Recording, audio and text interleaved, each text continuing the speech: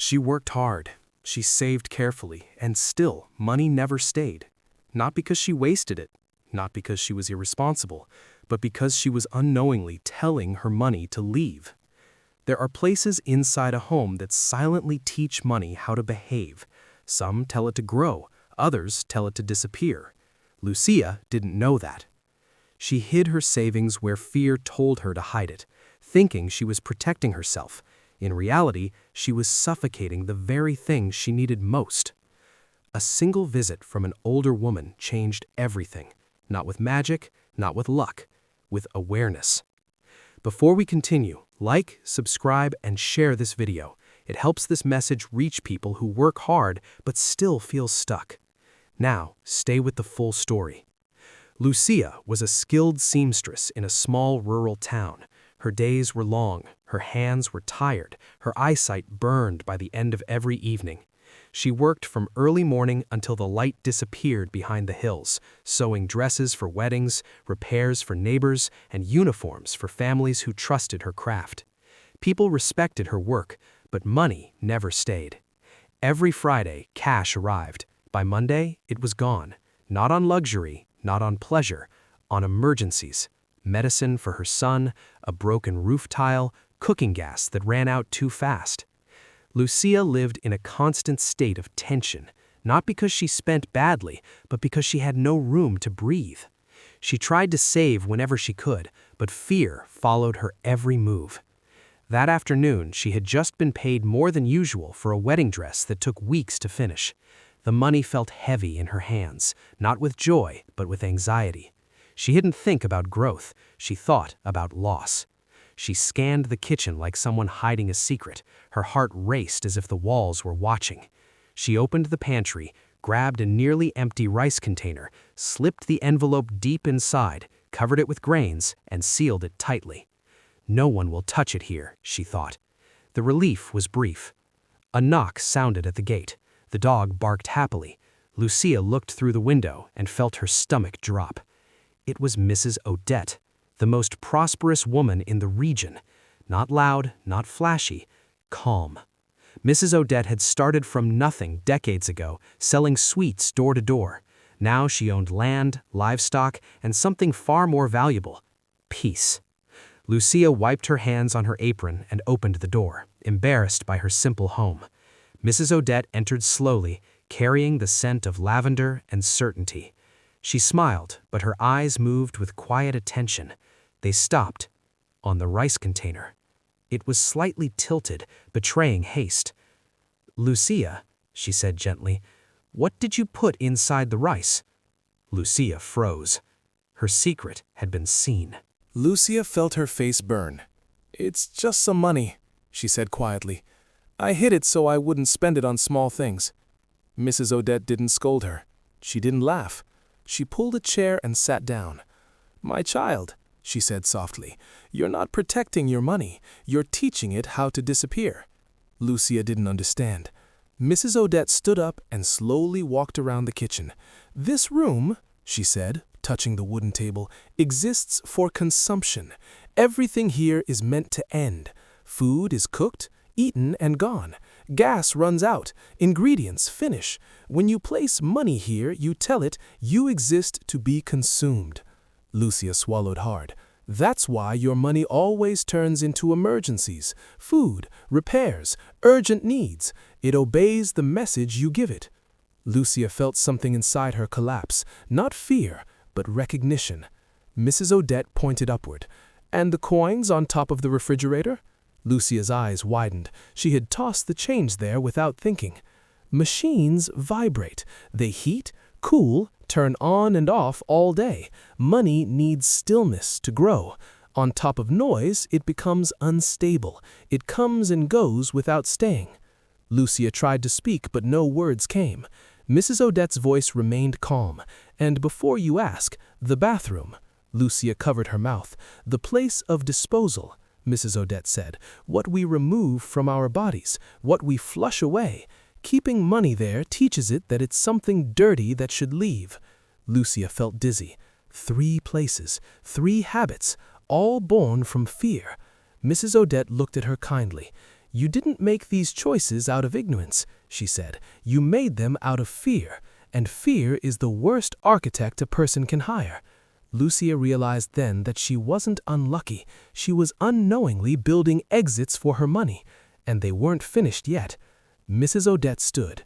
"Come, let's see where else your money is being told to disappear." They walked into the bedroom. Lucia lifted the mattress and revealed a bundle of wrinkled bills held together by an old rubber band. "Here," she said, "this is my real savings. No one finds it." Mrs. Odette touched the mattress lightly. "This is the 4th place, under where you sleep." Lucia frowned. "Isn't it safe?"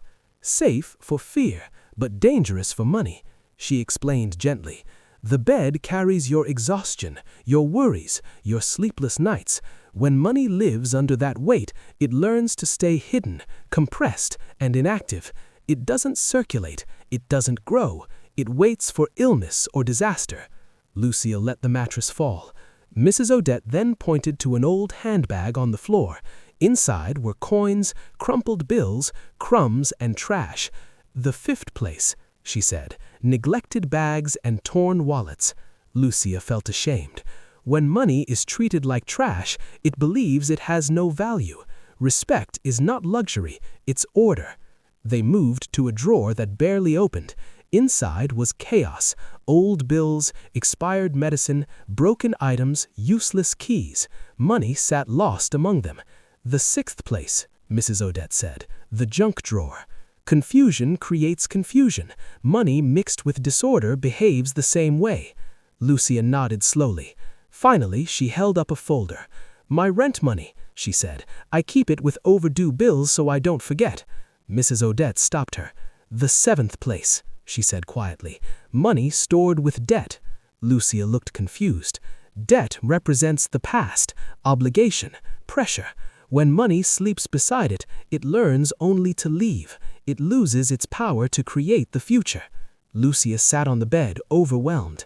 7 places, 7 habits, 7 exits. And suddenly, her life made sense. Lucia sat quietly, holding the money in her hands. For the first time, she wasn't afraid of losing it. She was afraid of how she had treated it. "I didn't know," she whispered. "I thought hiding was protecting." Mrs. Odette smiled, not with superiority, but with relief. "Awareness changes everything," she said. "The moment you see, the pattern breaks." They began slowly, not with rituals, not with superstition, with respect. They gathered every bill and coin from the house, from the rice container, from the top of the refrigerator, from the bathroom mirror, from under the mattress, from bags, drawers, and folders mixed with debt. They smoothed each bill with their hands. Lucia felt something unexpected, shame turning into calm. "Money responds to how it's received," Mrs. Odette said. "When it's treated with order, it behaves with order." Lucia found an old wooden box that once belonged to her grandmother. It wasn't expensive, but it was clean, solid, intentional. She lined it with a piece of red fabric left over from a dress she had sewn months ago. "This," Mrs. Odette said, "is where your money rests." Lucia placed the money inside carefully. "Whenever you receive money," Mrs. Odette continued, "put it here first, even if you'll spend it tomorrow. Let it arrive somewhere calm, somewhere chosen." That night, Lucia slept differently, not because she had more money, but because the money was no longer pressing against her body or hiding in fear. In the days that followed, something subtle shifted. The sewing machine that constantly jammed stopped breaking. Clients began recommending her work to others. Expenses didn't vanish, but they stopped attacking all at once. Money stayed longer, not magically, naturally. Lucia began paying attention. She separated bills from savings. She kept her wallet clean. She stopped mixing money with chaos, debt, or shame. 3 months later, she visited Mrs. Odette. She stood taller. Her voice was steadier. Her eyes were clear. "The money didn't change," Lucia said. "I did." Mrs. Odette nodded. You didn't call wealth, you stopped pushing it away. Lucia finally understood. Money wasn't a reward, it wasn't a curse, it was a response. Lucia never became rich overnight. There was no sudden fortune, no miracle deposit, no dramatic ending. What changed was far more powerful. Her relationship with money shifted from fear to clarity. She stopped hiding it, stopped suffocating it, stopped treating it like something shameful or dangerous. Lucia learned a truth most people never question. Money doesn't leave because it's ungrateful, it leaves because it's taught how. Every place we store money sends a message. Fear tells money to hide. Chaos tells money to scatter. Debt tells money to disappear. Order tells money to stay. The 7 places Mrs. Odette revealed weren't magical or mystical. They were behavioral signals, habits that quietly push wealth away without making noise. Lucia didn't create wealth by believing harder. She created it by removing exits. And that's the moral you should remember. Money stays where it is respected, visible, and organized. Look around your home. Is your money hidden near consumption, pressed under your body at night, thrown into bags, drawers, or mixed with debt? Or does it have a place that reflects intention? Lucia's house didn't change, her income didn't explode, but her life became lighter, because when money is no longer treated like a problem, it stops behaving like one. If this story feels uncomfortably familiar, don't ignore it. Stand up, collect your money, remove it from the 7 places that teach it to leave. Create one calm place, one chosen place, not because it guarantees wealth, but because it removes the habits that block it. Before you leave, like, subscribe, and share this video. It helps this message reach people who work hard but feel stuck for reasons they can't explain.